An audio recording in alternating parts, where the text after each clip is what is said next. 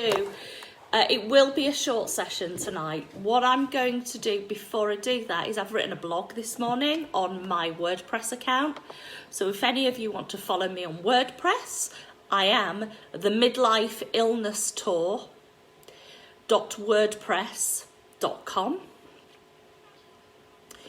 So each day this week I've written a blog and each about the themes that we're going to discuss. Obviously, because tonight's a bit of a free-for-all, I've called it Mental Health, It's Not a Competition. So I'm going to read from the blog so that you get an idea around what I've been talking about today on social media. So one of the things I've put is that the topic of mental health is becoming increasingly popular in the media. Long gone are the days of keeping quiet about how we feel, and hiding feelings seems to be a thing of the past. And anyone who is anyone is now opening up to talk about their mental health problems, including a whole host of celebrities. Now, I do applaud this new wave of openness, and I think, it's given us all a platform to be more honest, and struggling in silence is no longer cool. It's gone out of vogue alongside telling people to shut up and put up and brush their problems under the carpet. So, back in the old days, people would have said, you don't talk about your mental health, it's too embarrassing, it's not something that's defined. And even worse, sort of amongst men, where it's not seen as macho. That tide's changing a little bit now, and everybody is talking about mental health. It's become a really fashionable topic. And I'm not against that. I think that's great. Is it because people are becoming more stressed and depressed and mentally tortured than they were before? I'm not sure on that, and there's lots of arguments to say that, the technology, social media is causing everybody to be more mentally unstable and struggle a little bit more. I actually think that it's always been there. It's just that we've got a platform now to talk about it. And I talk about the double-edged sword of social media that's made it acceptable to talk about these things. We have become more charitable and philanthropic in our approach to mental health. I think people are just less embarrassed, so it appears that we've got more problems because everybody's talking about it. However, the other side of that social media sword is the one-upmanship and this thing around, well, my mental health is worse than yours. And I call it some sort of screwed up competition amongst people who speak out. So someone might tell their story and someone else tells theirs and so, my situation's worse.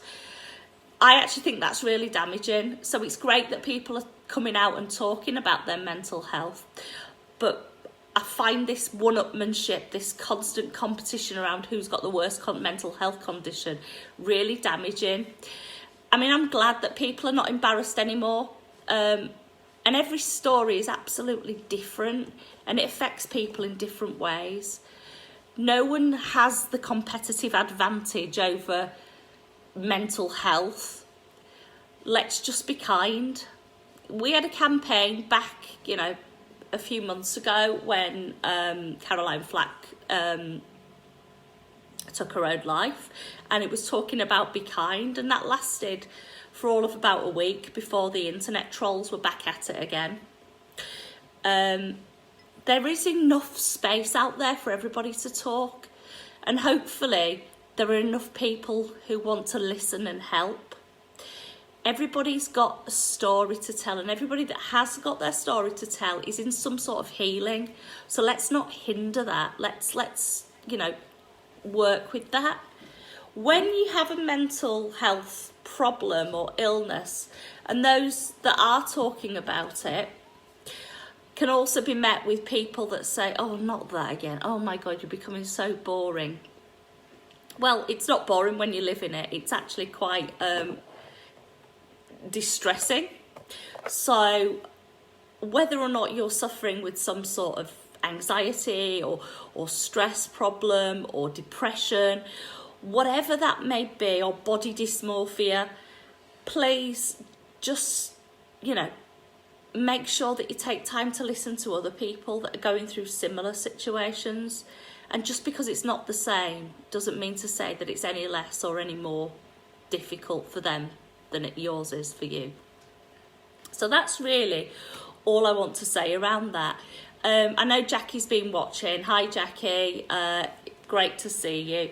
It is a really short one this evening. So taking that theme of healing, that is the script that I'm going to use this evening. I was hoping to have a few more people on board to ask a few questions, but no one's hopping on to ask anything. And I've got a 10-year-old in the house, and I'm not sure it's really appropriate for her to ask me a question around this. So what I will do is I'll just put some music on for a second, hang on and see if anyone else is hopping on before I start the therapy, and then we will go into a healing script.